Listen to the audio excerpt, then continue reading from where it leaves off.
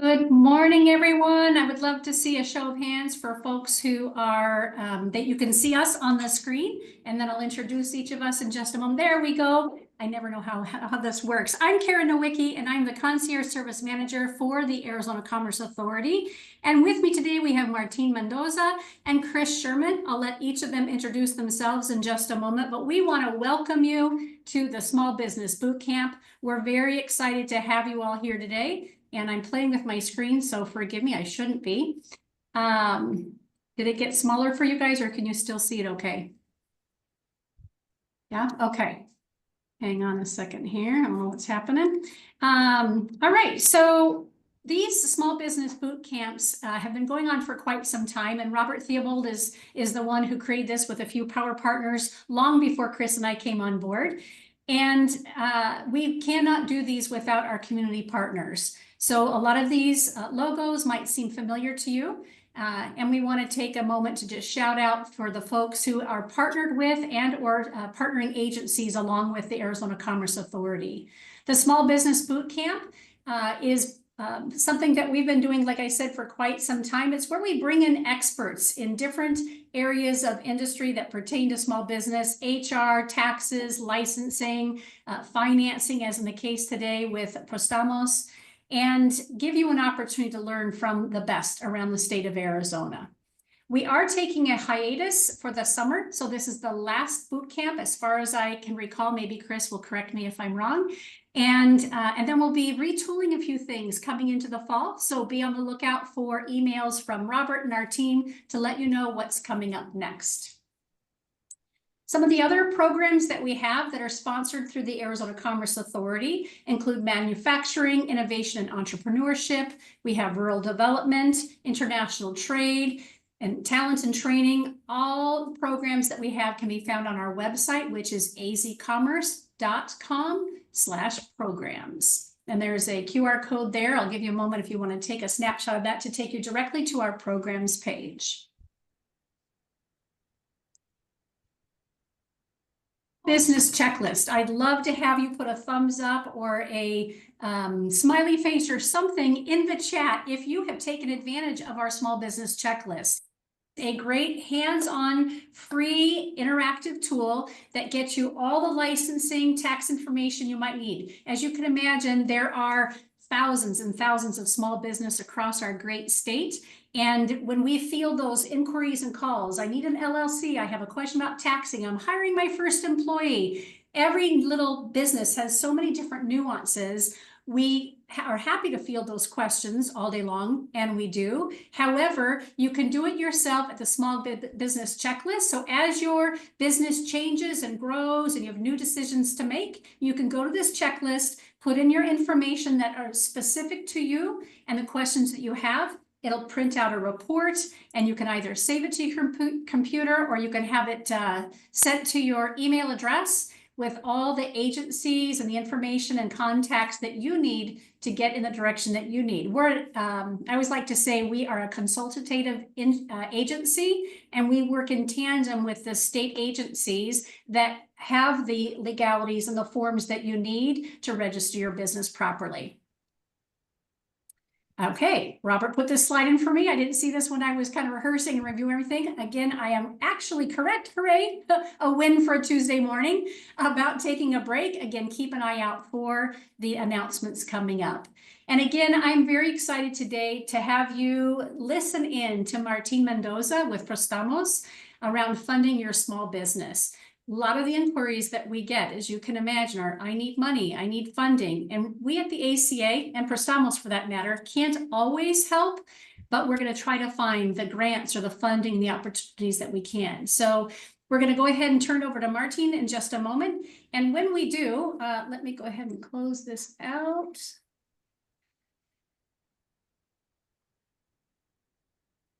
Have Martine get started. We'll have him introduce himself. We're going to ask that you use the Q&A box as opposed to the chat box ready the questions. Oftentimes, folks who have questions, our presenter will answer them. And so we're not going to stop for questions, but at the end, Chris will come back on with Martine once the presentation is over, and we'll make sure that we address any of the questions that have not been answered during the presentation. So if you haven't already, look at the bottom of your screen. I believe that's where it will be for everybody. And you'll see the Q&A box that has a question mark in it. That's where you'll add your questions. And then Chris and I from time to time will be adding some comments in the chat as well. So you can find us there too. Chris, I would love for you to take a moment to introduce yourself, and then we'll toss it over to Martine. Yeah, absolutely. Thank you, Karen. First of all, I'd like to shout out all you guys coming out here and Martine for showing the buy-in that the ACA gets. It's great to see. Myself, I'm Chris Sherman. I work on the small business team, managing a federal grant. And yeah, happy to be here. Happy to see all you guys come out. All right. So hard when we do these things, right? When you can't see anybody and it's just the three of us. And now it's soon to be just one of us because Chris and I are going to fade to the background. And without further ado, I introduce you to Martine. Take it away and we'll be here if you need us. Hi, how are you, everybody? Thank you for being here. It's a pleasure to be here with ACA and with all of you attending today. And thank you for the opportunity to the ACA. Again, my name is Martin Mendoza, and I am a senior business advisor with Préstamos CDFI, part of the CPLC, Chicanos Por La Causa organization. I specialize within the team mostly in finance matters, trying to help our clients in financial stuff, and very directed or very focused on loan readiness, because as you know, as you probably hear, loan readiness is everything when we're talking about loans, when we're talking about borrowing money for business. That might sound like a very obvious thing when we're saying it just like that today, but in our position on a daily basis, in a weekly basis, unfortunately, we see a lot of business that are not business ready, that actually need and are trying to get access to capital. So we have this presentation prepared today. This presentation originally is 90 minutes because it contains certain additional elements of what we're going to see today, mostly related to business, small business resources. But today, since we have only just 1 hour or a little less than 1 hour, and the focus is lending, borrowing money, how to prepare for and understand what loan application means and how to be ready for that. We have cut some elements, and we are making it more compressed. And we will try to get this in about 1 hour. All right. So having said that, we're gonna go directly to sharing my screen, and give me just a second to select the right screen here. And okay, you can let me know, please, if somebody can let me know if you are able to see my screen. Are you able to see my screen that I'm sharing? Perfect. Thank you, Chris. All right. As I said, we're going to talk about business financing, and we're going to understand business financing as the process of funding business activities, purchases, or investments, also referred to as access to capital. This is a perennial topic for a small business. I mean, it's a forever topic because we can say that financing your small business, especially when you're starting or when it's still a young business. I'm going to talk about 2 years, 3 years, 4 years, and so I will say that that's probably one of the main challenges that any small business has. How to finance, how to find access to capital.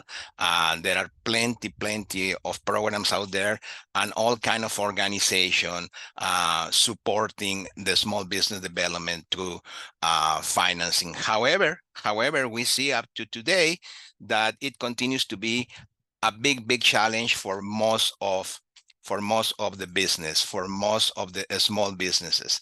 All right, we know that when we think in business financing, automatically maybe the first thought that comes to our minds is thinking about banks. Yeah, but banks have certain way of doing things, certain requirements, certain demands that are not always possible to meet by any organization. And then we start seeing all kind of different types of organization until we get to the type of organization that it's us, CDFI, Community Development Financial Institutions, which we are, overall, broadly speaking, we are a little easier. However, that doesn't mean that dealing with the CDFI or for the case with any kind of organization will actually be so easy as sometimes we might think. And we will see why in the following slides, okay? It is common that new businesses start and at least for a certain time develop with little or no external funding. Eventually, however, financing will be required. That is exactly what we'll be discussing today. Yes, small businesses start usually by entrepreneurs making sacrifices, personal and family sacrifices in order to fund the initiation of an operation in any kind of business. Most of the time, that's what happens. And it happens too that sometimes those businesses thrive and those businesses start doing good. And it happens that they have a good product, and it happens that they have a good way to handle their clients. And then it happens that for 1 or 2 years, it's a success, definitely. However, eventually, access to capital will be necessary. Why? Because access to capital is totally linked to growth, right? We can only grow up to a certain point when we don't have access to credit, when we don't have access to capital. Those initial good years, even for businesses that have good years in the initial stage, probably won't last forever. And we will need access to capital. And what happens, unfortunately, with this is that business owners start realizing that, start finding out about that a little bit too late sometimes, a little bit late. And it's like the need for funds, the need for a loan, in order to be clear, just beats them. It's like a run where they start really back in the back, and sometimes looks like an impossible thing. But impossible it is not. All right, we'll go to the next slide. There's a very basic classifications of ways to finance a business. And we're going to mention, or we're going to talk about the left and the right here because we have 2 columns in this slide. We will find out that we have equity financing and we have debt financing. All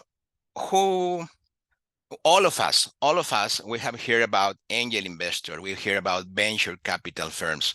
We have heard about corporate investors, even partnering. And the key word here is partnering with friends and family. All these are ways to finance a business, but it's a certain way of finance a business is, as the name in the top of the column says, is equity financing. What it means, it really means that somebody, some individual or individuals or another organization is going to be a participant in the equity of our business, with all the pros and cons that brings, right? Mostly we can define that as like giving away a little bit in some cases, too much in many cases, of our independence and our own way of making our decisions. In other words, we are not the owners anymore. If you deal with an angel investor, if you deal with a venture capital firm, if you deal with corporate investors, even if you deal with your uncle who's going to be your partner now, that means exactly that today, that now you have a partner. And if you have a partner, you're not totally alone in making decisions. You're not totally alone in managing your business. In some cases, that might fit and might be a good thing, but in many cases don't. But probably more important than all that, when we're talking about equity financing, we will find out that is not really a way for financing any or all kind of businesses, right? Our market and the type of small businesses that we deal with in every day, day in, day out, most of those businesses, I will say, I don't know, 95, 98% of those businesses are not really candidates for equity financing. Why? There's a very simple explanation because institutions, individuals, and companies, organizations which provide equity financing need certain kind of business model in order for that equity financing to be attractive for them. They need the kind of business that can increase sales very, very rapidly, that can increase profit very rapidly, that where they are already growing at a really good rate, and they just need that capital injection in order to accelerate that growth. Right, that is the model that they follow. That is the model that fits with equity financing. And as you know, most of the business that we deal with, most of the small business that we deal with are not in that position. Here we can talk about organizations or small businesses that are mostly related to developing technology, that are researching new way of doing things. Those organizations that we call really, really, really, we could say that are innovating in any area of human knowledge, right? Again, if you're a software developer, if you're working something related to biotechnology, if you're related to those things, equity financing is probably something that we need to look at. However, and I'm going to definitely leave that behind for the moment. However, the realistic way of for the model, the type of small businesses that we found out every day in our daily labor are or will be able to get probably a fit in the debt financing, because debt financing basically means getting credit, getting a loan, getting a debt. And we have to say it clearly. Here we have the typical bank and other financial institutions, like us, for example. We're not a bank, but we're a financial institution. Invoice factory, crowdfunding, personal loans from family and friends. The difference with the mention of family in the first and second column is that in the first column it says partnering. Partnering means that somebody is injecting equity in your business, and now that person or that company is a partner.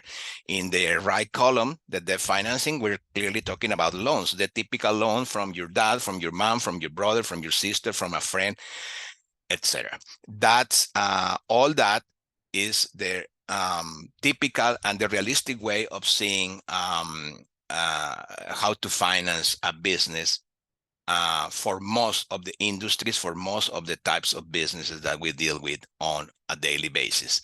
It is important to mention that, because sometimes we use the terms loosely, and sometimes we assume that we could do one thing or the other, but it's not really easy. There are clear boundaries for that. All right, let's go to the next slide. If we're going to talk about debt, if we're going to talk about loans, if we're going to talk about credit, let's start by identifying the essential stages of a loan application.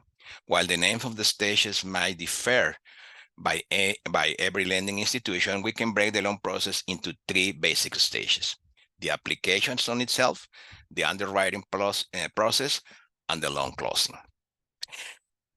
Wherever you go, it really doesn't matter the kind of the name of the institution that provides loans, that provide credit for you, that provides access to capital for you.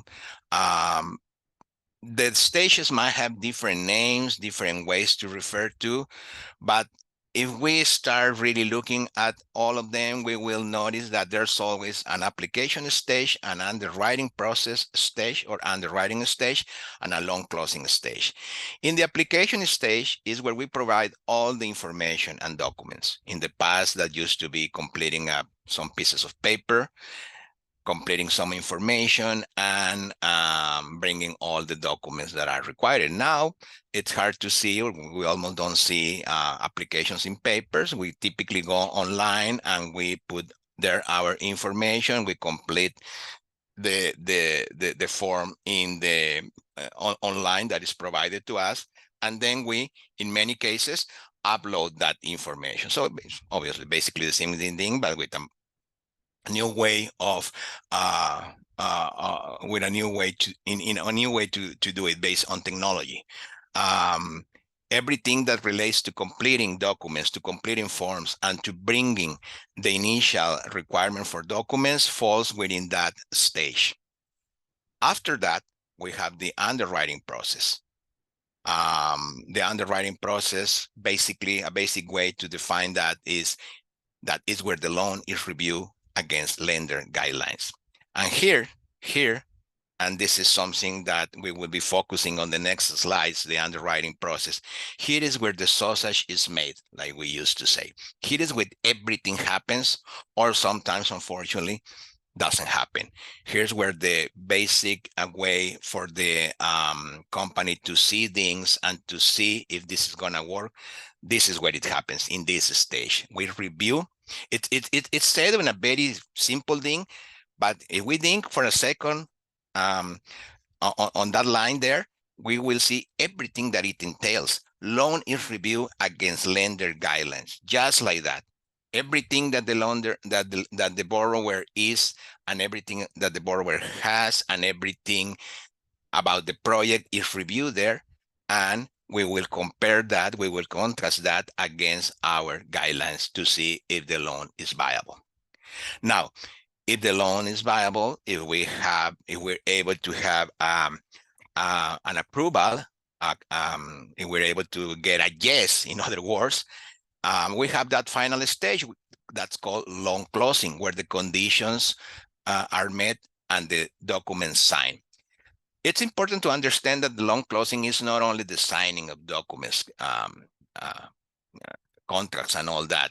It's also important to understand that sometimes we have to met certain conditions that have been imposed, that have been defined as a condition for the loan. And this is very, very typical from certain things that are very, very simple, like, okay, I have all your information, but at the initial stage, we don't ask for your ID. So you're going to sign the loan document, you need to provide your ID and the ID for everybody that's going to sign. That's a very simple thing. But sometimes we have a little bit more complicated stuff, like, for example, okay, since the loan is for equipment, I need the invoices for that equipment. And I need to see proof that you already provided the portion of the payment for that equipment that we are setting as a condition for the loan. And then it gets a little more complicated than just providing an ID, right? It's where the conditions are met and the documents signed. Wherever we go, it really doesn't matter. And it doesn't matter the name, we will be able to distinguish those three stages. All right, let's go to the next one. What do lending institutions look at when reviewing and underwriting your loan application? This is like a really key part, a really key component, not only of this presentation, of this conversation, but it's a really key thing to understand and to prepare for when we're actually in considering applying for a loan. What do lending institutions look at? This can be better explained and understood through the 5 C's of credit, which include capacity, capital, conditions, character, and collateral. Let's check each one of them. Like a minute ago, I said underwriting, or the underwriting stage, is where the sausage is made. And that's totally true, because the underwriter, one way or another, is going to look and is going to have to work in these 5 areas, which typically are called the 5 C's of credit: capacity, capital, conditions, character, and collateral, in order to come to a decision, in order to come to a position where the organization is going to be able to say yes or no. It is important that we check on each one of them. Let's start by capacity. Capacity is probably one of the areas that is a little bit more complicated, more complex, because this is a typical area that is full of if and buts. The lender must be sure that the borrower has the ability to repay the loan based on the proposed amount and terms. So they look at your capacity to borrow. Capacity and cash flow, in the world of credit, in the world of lending, these terms are exchangeable: capacity or cash flow. Anyway, it's a C. All right. What happens here? We review documents. We review financial documents. We review current P&L statement and balance sheet. We review additional or outside income. That means not only the income that comes directly from the business that you're asking that you are applying for, but also additional income from other businesses or personal income, maybe from employment, maybe from rental income, maybe pensions, maybe you're a veteran and you have income because you're a veteran. Everything that constitutes cash flow to you is reviewed and typically can help to get a loan for a small business. We work on formulas like there's debt service coverage and other kind of ratios, like kind of complicated ratios that that the underwriter has to analyze and has to come with those ratios, with those numbers, because those help a lot in the decision. We need to understand other debt obligations that you might have. We might need to look at future projections. In other words, okay, you're applying for a loan. That loan is going to mean that you're going to have to make a payment every month. However, that loan is supposed to produce one way or another growth for you and a growth in your cash in also. So we have to look on that proportion. Your cash out because you have to make the payments, but also your cash in because that loan is going to help you with a project that's going to increase maybe your sales and the money that you're going to have available. The thing is that what we don't want is putting undue stress on the business. In other words, the work capacity is very, very important because it is exactly that. Are you able to come up with the payments in a kind of comfortable position, in a kind of comfortable situations? Because the last thing that we want is putting undue stress on your business. That would be the first one. Then we go to the second one, capital. Lenders also analyze a borrower's capital level when making determination about creditworthiness. Capital for a business loan application consists of personal investment into the firm, retained earnings, and other assets controlled by the business owner. Basically, what we're talking about here is, all right, your business is making profits, you have a good cash flow, and you're able to have profits, you have a good income from that. But how much are you putting back in your business? How much are you, in other words, reinvesting in the business? How much of that are you leaving in the business? We know that you can have a $100,000 profit year, right? But are you taking $100,000 home, or are you reinvesting at least a fraction of that? We want to see this because we want to know how much the business is going to be able to grow based on success. Because it's always possible that you are having good profits and the loan is going to help you to even increase your profits. But that doesn't necessarily mean all the time that your business is going to grow. If you're taking everything that your business is producing home, then what's going to happen is that your business is not going to grow. The more that the business grows, the better for the business, the better for everybody, and the better for the institution that is making a loan to you. We have to look on your personal investment in the business. We have to look in your retained earning, which is what I just described. Retained earning means that you are leaving money that you earn in the business itself. So you grow, so the business grows. Because what we need to know basically is sum up with this phrase, with this question: what is your skin in the game? All right. And it's very, very important here to understand that also at the moment that any institution is making a decision about a loan, it's always possible that this C, capital, comes up in the following way. All right, you said that you want a $50,000 loan. Perfect. Everything else, after looking at everything else, it looks good. However, it looks good for a $40,000 loan, because what we need is for you to come up with $10,000 in order to buy that equipment, and we will support you with the other $40,000 because the total is $50,000. What does it mean? It means that we are making you to put more skin in the game. The more skin in the game that you have, the more committed that you are to that loan, or not only to that loan, but the more committed that you are to your own business. That means that, like we can read here, when an owner is fully vested into the company, there is an added incentive to give it 110% and not default on their loan obligations.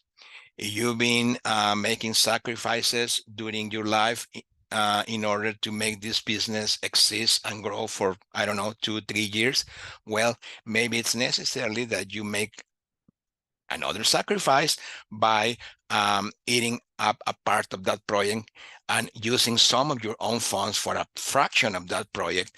And that way you are participating even more on your business and participating on that actual project that that you're looking at this moment. So that will be capital. And that I just described is a common way, or it's not uncommon to see that condition in some loan resolutions. You have to come up with a certain fraction, which is not most of the time is just a fraction. Is not most of the project cost, but it's a fraction that might be significant for the business owner. All right, let's go to the third, conditions. Conditions refer to the terms of the loan itself, as well as economic conditions that might affect the borrower. We have to see this term condition in a twofold way. The first is okay, how the loan approval or the loan authorization is going to come out. In other words, we have to approve a loan, but with the approval, we have to also set up an interest rate, a fee, a term. We have to structure and define how the loan is going to be repaid, under what interest, under if it's going to create any fees and what the size of the fees. And we're going to have to look also on if it's going to be a 2-year loan, a 3-year loan, a 4-year loan. All that can be included into what we call conditions. And that's very, very important because, for example, sometimes we have people that are very, very responsible, and they come up with us and say, okay, I need this loan, but I need this loan to be no longer than 2 years because I don't want to be under debt. I hate debt. And I'm applying for this loan because I really need it, but I want to get out of this in 2 years. When we underwrite that loan, we find out that maybe 2 years is not the best. Maybe you need a 3-year loan or a 4-year loan. And sometimes people say, no, I want to get out of debt really, really quick. I need a 2-year loan. Yeah, but if you have a 2-year loan, you're going to have bigger payments. You have a 3-year loan or a 4-year loan, you're going to have smaller payments. And probably the difference in those amounts is going to be significant for your business. And we don't want to choke your business. We don't want to pulling your hair at the end of the month to make every month payment. So what we want is something that you can handle from a position of comfort, that you can do without sacrificing other things that you need in your business at that moment. So conditions are an obvious component of the loan, and it's an obvious component of to define if that loan is something that the client can handle. But also because I said that it's a twofold use for this expression conditions, we have to look at the conditions of the environment, the economic environment where business are operating. What's happening with the economy at this moment? We're always talking about inflation. We're always talking about the possibility of recession. We're always looking at these industries are doing very well. These industries are depressed at this moment. These markets are growing. These markets are actually contracting. What's happened with the business environment? What's happened with the with those things that are outside of the control of the business owner, but still are going to affect what we're doing and still are going to affect our results. So we have to look at that too. All right, let's go to the fourth one, character. Character refers to a borrower's reputation or record regarding financial matters. The old adage that past behavior is the best predictor of future behavior is one that lenders subscribe to. This is probably, personally, this is probably my favorite seed to explain, because it's historically, traditionally, it creates a lot of interesting discussion, because the reality, and I'm a person that always like to be very, very specific, very, very cut to the chase in terms of describing the situation to people. The reality is that when we look about character, or when we talk about character in lending, we basically are talking about a very simple thing, simple but complex at the same time, which is your credit score and your credit report. Basically, we're talking about that. And there's a basic discussion here when we say, yeah, but the character, because it has moral implications, the expression has moral implications when we talk about character. How can you define the character of a person, of a business owner, just by looking at the number and a report, your credit score and your detailed report? And that might be true. That might be true. I'm a believer. Personally, I'm a believer that no document, including a credit report or a credit score, can define a person, and can define the seriousness of a person, and can define the behavior of a person. But one way or another, whether we like it or not, that's the way we operate. That's the way our economic and financial system operates. And in our economic and financial system, your credit, your personal credit, and or your business credit are very, very important things to look at. That's the way the system is structured. That's the way the system works. And we have to, we should not try to sugarcoat that reality. When we're talking about credit, we look at your score. Knowing your score is crucial in any conversation with a lender. Sometimes we ask people, do you have an idea what your credit score is at this moment? And unfortunately, in many occasions, people don't have an answer for that, because don't have an idea for that. Don't have even an approximation. Sometimes people very proudly say, yeah, I have a really good score. I'm above 750, things like that. And sometimes, unfortunately, people say, well, I have a really bad score. I'm on the 580, I'm on the 550. I'm below the threshold that you are setting up here, and things like that. I think that the worst thing that can happen here is not having a bad score. The worst thing that can happen is that you are not really following your score and your report. Any individual, any family, and probably even more, any business owner needs to really, really follow in close their credit, the personal credit and the business credit. And I don't have a lot of time to stop here, but I'm going to I'm going to express something that I really, really think it's important here. A lot of people ask, what about my business credit? I want to develop my business credit. Why don't you look at your at my business credit? Why don't you even ask for my business credit? And that's another reality that we have to clarify. When you are a young business, when you are the owner of a business that is just starting or is on the initial stages, and sometimes not so much, not only in the initial stages, but you can be already a business that has, I don't know, 5-10 years operating. The reality is that your personal credit score continues to be more important than your business score. Why is this?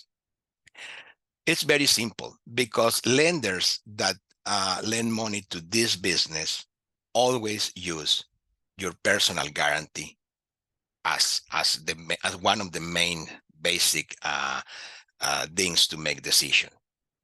I mean, only when you are a really, really developed business, your business credit is significant in order to make decisions. And of course, when you're dealing with banking lending, for example, you're dealing with a lot of businesses where you look only on the business credits, because they already went to that stage.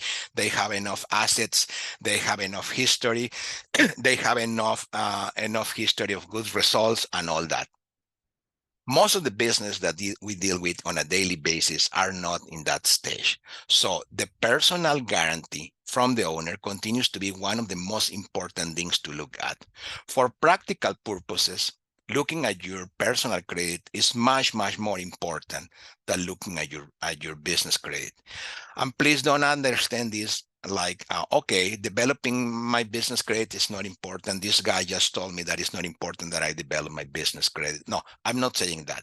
It's good that from the very beginning you start learning and you start trying to set up your business credit. That's really good.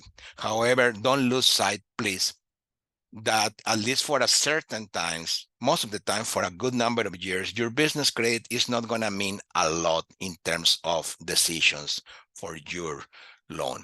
Your personal credit is going to continue being the most important thing. And that is, again, that is the reality. All right, let's go to the next one.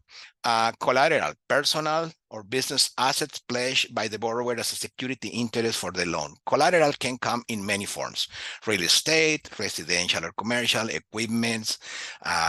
Lenders measure collateral in a quantitative way by its value, and in a qualitative way by its perceived ease of liquidation.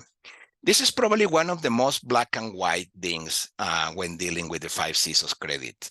This is probably one of the most yes or no situation.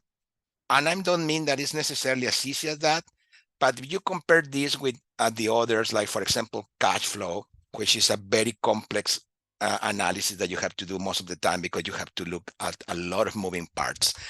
Collateral most of the time, unfortunately, in many occasions, is just a yes or not. Do you have enough assets that you can pledge in a way that can be that can be a security for the loan that you're applying for? Most of the time, the answer is yes or no, or yeah, I just barely made it. In practical terms, most of the lending institution ask for collateral at least in a proportion of 1-to-1. If you want $100,000 loan, you need $100,000 collateral. Most of the time, the amounts of the loans that you're applying for, actually, in order to have collateral on a practical way, require a piece of real estate. Smaller loans like $50,000 loans, $40,000 loans, in many occasions can be equipment can be used as collateral. Sometimes the loan itself, the purpose of the loan is equipment, and sometimes the equipment on itself is a good collateral. So in those cases, we don't have so much trouble. But collateral can be, and often is, unfortunately, a deal breaker when we're dealing with really young businesses, because business owners, unfortunately, in many cases, do not have that collateral available, or simply do not want to risk something that they don't want to risk, like for example, their own house, the home where they live, where their family lives. It's again something not necessarily easy, but probably is one of the easiest pieces to understand when we're analyzing them. All right. Before coming here, I want to stress something out of this. I want to stress that when the underwriter is working and when the underwriter is taking its time or her time or his time, sometimes it's not only days, but it can be weeks or months to make a decision. Everything that the underwriter does, everything of the underwriter work relates one way or another to one of these 5 C's of credit. Everything relates to that. Everything relates to your credit, to your collateral, to your cash flow, to your capital, and all that. Everything falls into one of these 5 categories. Let's forget the funny expression of 5 C's of credit, and let's see it also in a way that it's 5 categories where the underwriter is going to look at, and that would be the base of our decision. And sometimes it can be complicated depending on the size of the loan, depending on how complicated the project is, the project that you have in hand, which is the reason that you need the loan, and all that. Sometimes business loan can take, as I said, not only weeks, but months when we are analyzing if they're viable or not. All right. Okay. Let's jump to the next one. Now that we have a good understanding of what financial institutions look at when receiving a loan application, are we ready to apply? Because we understand the 5 C's of credit, are we ready to apply? It is possible. However, it is extremely important that we also get familiar with the capital readiness concept, or in the world of business lenders, loan readiness. Let's see that now. Okay. I think that this is the key part of the presentation. This is the key part of this conversation, because when we discuss the 5 C's of credit, we're basically talking about information that you might have on hand or not, information that might be easy for you to get and provide, or might be difficult for you to get and provide. Basically, we're talking about documents. Basically, we're talking about things that one way or another we need to analyze. The underwriter is going to analyze and is going to have a decision based on that. But also, when we're applying for a loan, there's something else that we need to worry about, which is how do we apply for a loan? How do we make that contact? I like to say, how do we sell ourselves with the lender? From the very, very first time that we talk with somebody in a lending institution, with the loan officer, or with any member of the staff of any lending institution, we need to start doing it in a way where we actually start selling our project, selling our business. We need to communicate that confidence, and we need to show that basically we know what we're doing. It's very, very important. Not only knowing what we're doing, but showing that we know what we're doing. And here we will go in a very practical series of examples and situation. We're going to talk first about loan ready. Loan ready is a qualification in relation to a business financial health and credit warnings. If we say a business is loan ready, we mean that the business is eligible to apply for a loan. It is certainly not a guarantee of approval, but it should be considered as the first step in the right direction. Loan readiness assessment is the process of evaluating readiness. It is not necessarily a formal procedure. However, it is always done, and most of the time it is done through conversation. From the very first time that we have a conversation with somebody from a lending institution, that person is analyzing us and is looking at how ready we are for a loan.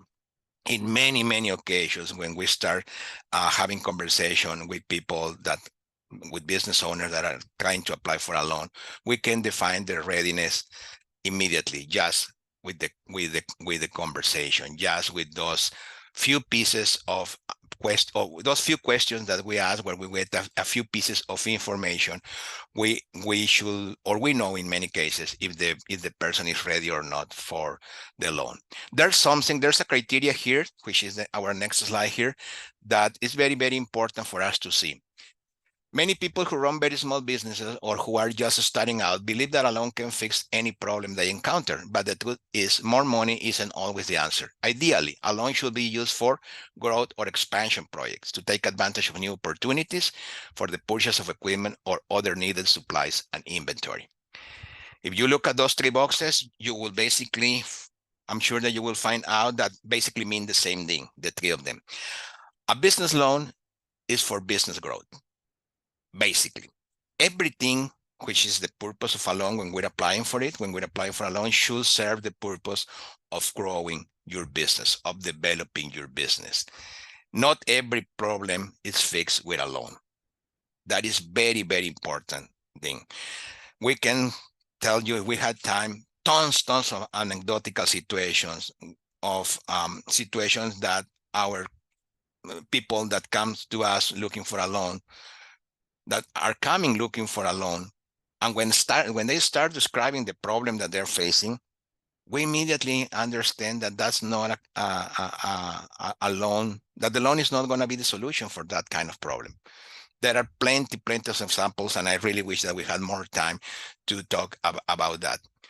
What are important things to keep in mind about taking on business debt? A bad loan where the borrower ends up defaulting is not only damaging for the lender, but also for the borrower. The road to recovery can be long and difficult.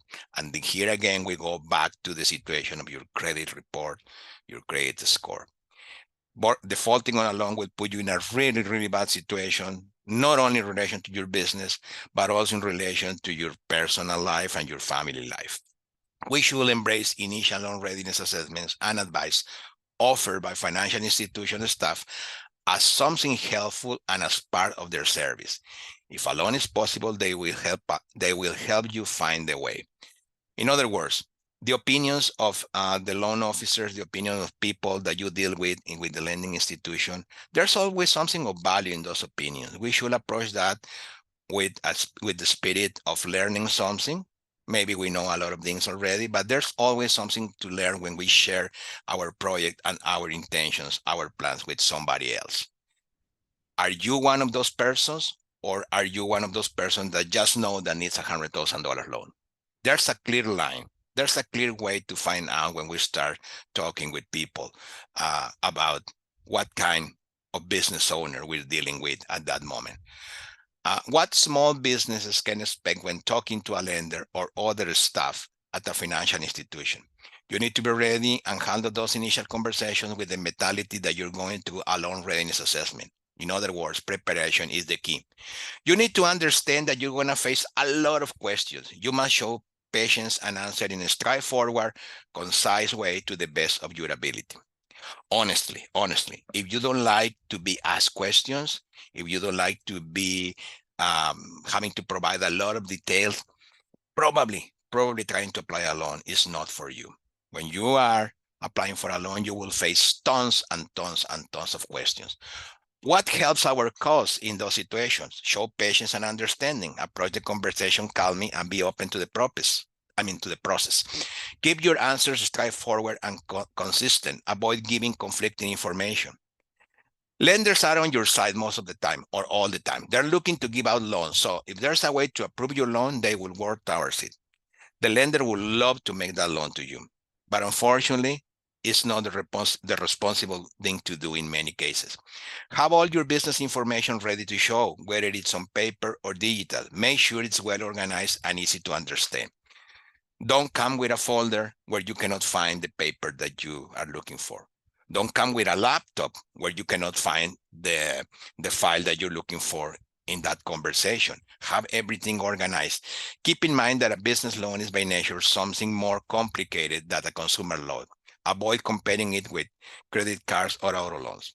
A business loan is much more difficult to analyze than a consumer loan. Consumer loans are credit cards, auto loans, and even mortgages are consumer loans, where you are only dealing with an income and debt situation, income and obligation/debt situation, and you just need to look at the capacity. Basically, you need to look at capacity.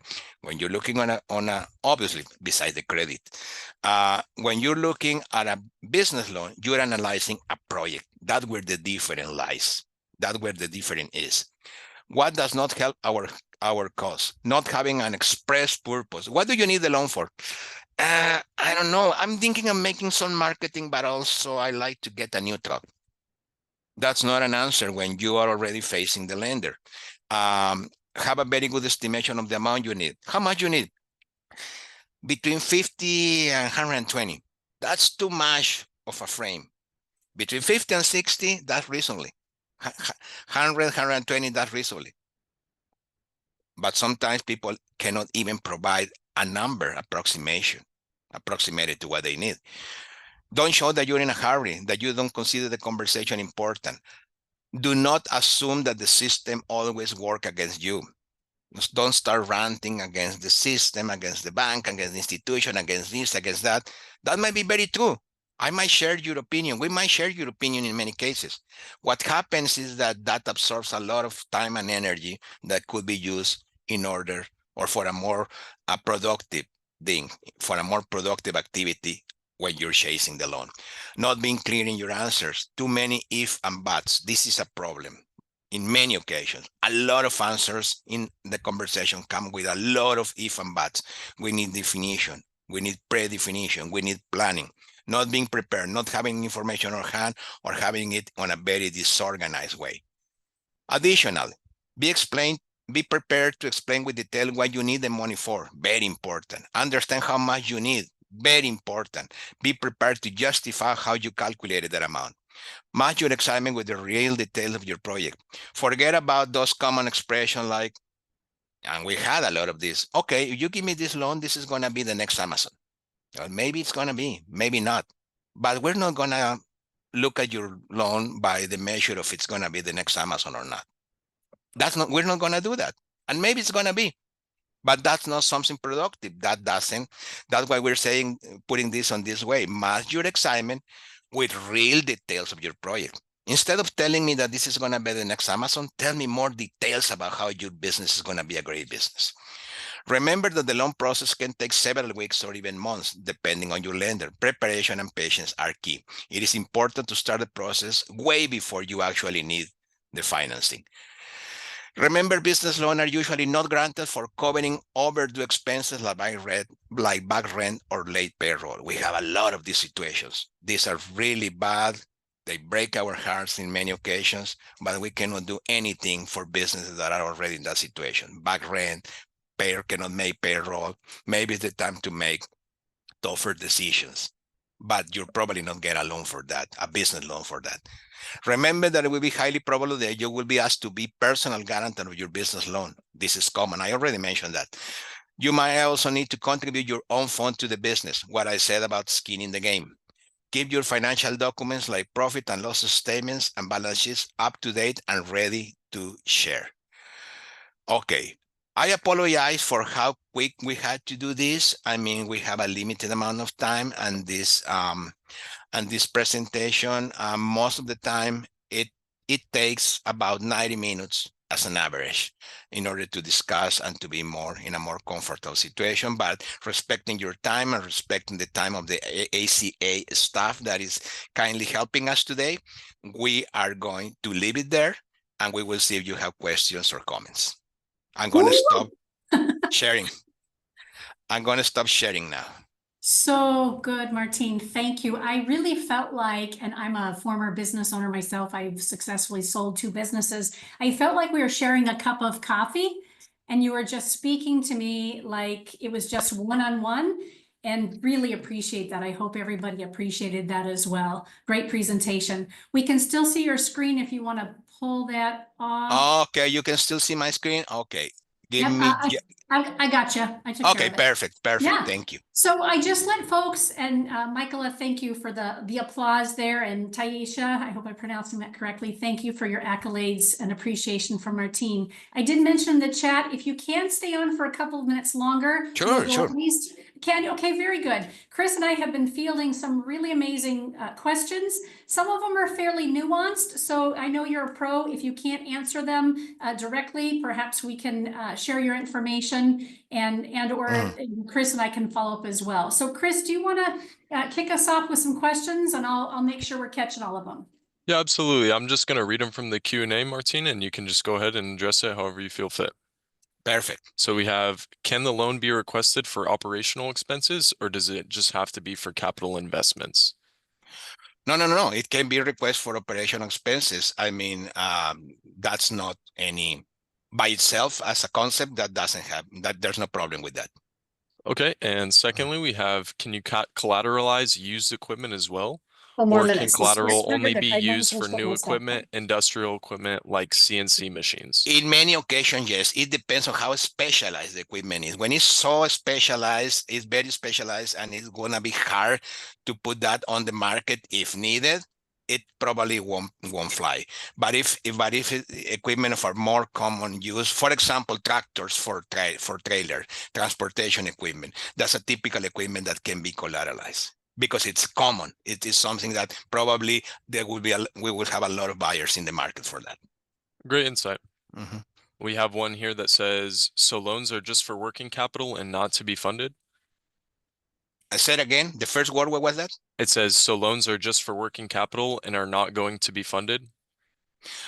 Okay, if I understand correctly, that they can be for working capital, but they can be also for capital things. I mean, for capital projects like equipment, for example, like getting a piece of real estate for your operating your business. So. And then this one, you can speak a little bit more to Prestamos specifically. It says, does Chicanos Por La Causa offer loans to all small business owners, only businesses in Arizona, or any other limitations? Well, businesses, we are actually operating in Arizona, Nevada are our 2 main operations. We're starting to operate in California, in Southern California. We have also recent operation in Texas, and we have operation in New Mexico too, so far. What was the other part of the question? Are there any other limitations around lending that you guys do? Limitations around lending? No. Overall, broadly speaking, limitations? No. I mean, the limitation will be in the kind or the type of thing that we just discussed today, if we can call it limitations. Okay. Yeah, Mhm. absolutely. And then Mhm. this one, speaking to Prasamos a little more specifically as well. Do you guys consider any unsecured loans? And if so, what is the maximum amount? And what is your longest term for a business loan? Okay. Okay. Unsecured loans, yes. Currently, I am not a lender, but I'm informed about how the policy changed. Currently, we can have up to $50,000 without collateral. But that's recent, and those things tend to move often. Those policies tend to move often depending on the strategy that the organization is pursuing, and that happens with all the organizations actually. That's the current situation. What was the other part of the question? One moment here. And what is the longest term for your guys' loans that you offer? Typical terms go to 4 years, 5 years, 6, 7 years. Those are the typical terms. It depends very much in the amount and the cash flow of the business. Awesome. Awesome. Mm. And then we have another one here. It says, does this include businesses that are just getting started with 0 years and 0 revenues generating so far? Also, do Great you question. would you like to answer this one first and I'll answer that second part? Yeah, first, I'm going to answer that. Yeah, overall, by definition, yeah, we support startups. However, it will be very, very important to look in your cash flow coming from other sources of income. I got to be very, very honest with that. And can you talk to some of the things that these business owners with 0 years and 0 revenue need to be honing in on? Well, yeah, I think that it was actually a big part of the presentation today. Okay, your credit is very important.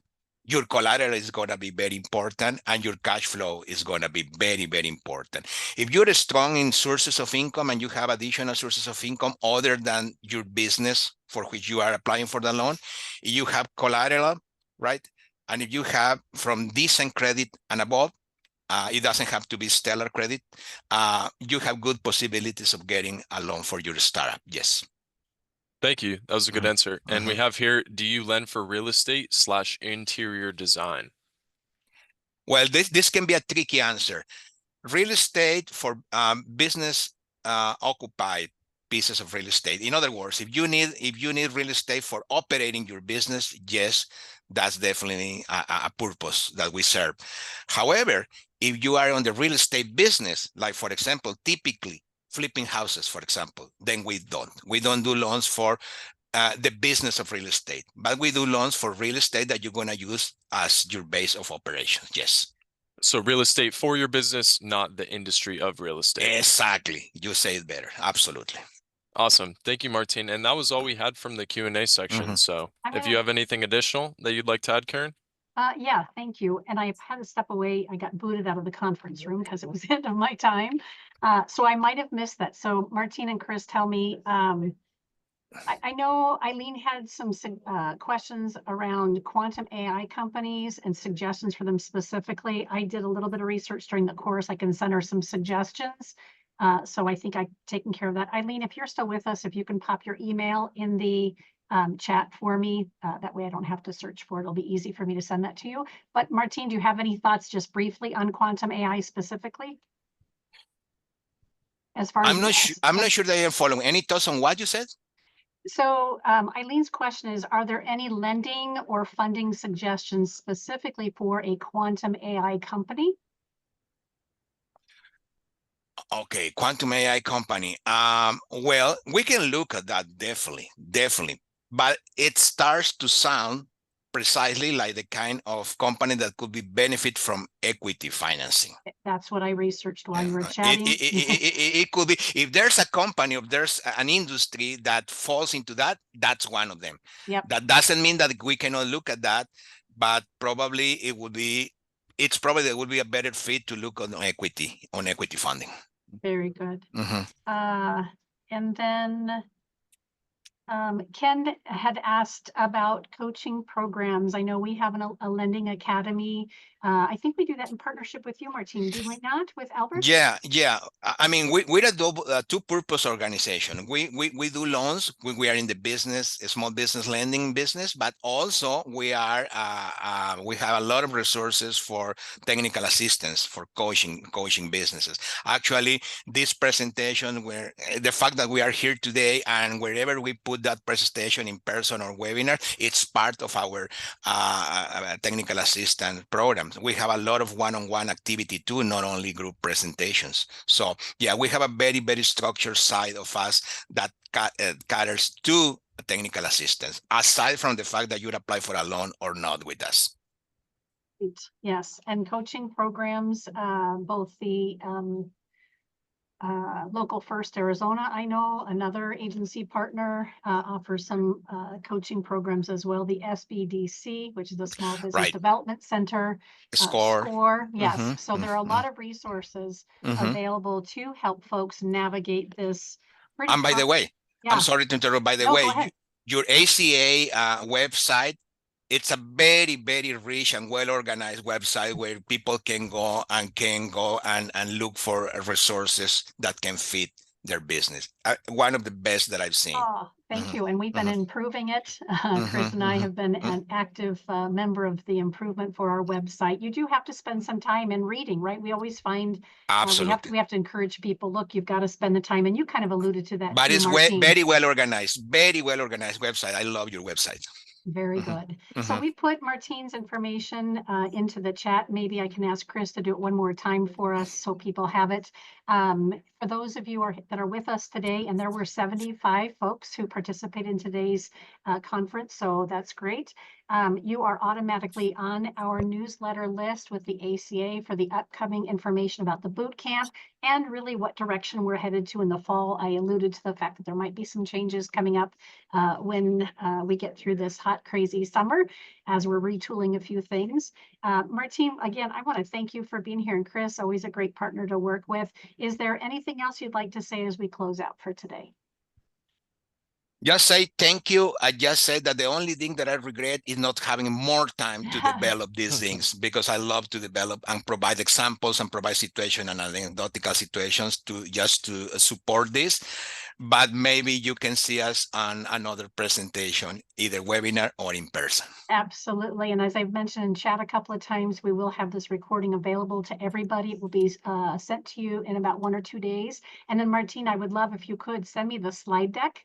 I'll send you my email address when we follow up. And that way our marketing department can upload that with the presentation as well. Absolutely. And to your point, Martine, you took a 90-minute presentation, squished it into 60 minutes, and 90 minutes, I think we can all agree, isn't even enough to really wrap our hearts and brains and our success around funding and making sure that our business succeeds with the help that it needs. So thank Hope you that you for got doing excited. a great job today. Hope that you got excited and can follow us in other presentations. Yeah, it was fantastic. And the comments that I'm seeing, everybody's grateful for the time. We realize it's kind of high level, but you've got to start there so that people can kind of at least get going in the right direction. And with your help, I think we've been able to succeed and do that today. Chris and Martine and everyone, thank you for a great boot camp today. We'll be in touch and have a great rest of your day. Thanks for being here. Thanks, Thank everybody. you guys. Bye-bye. Great, Martine.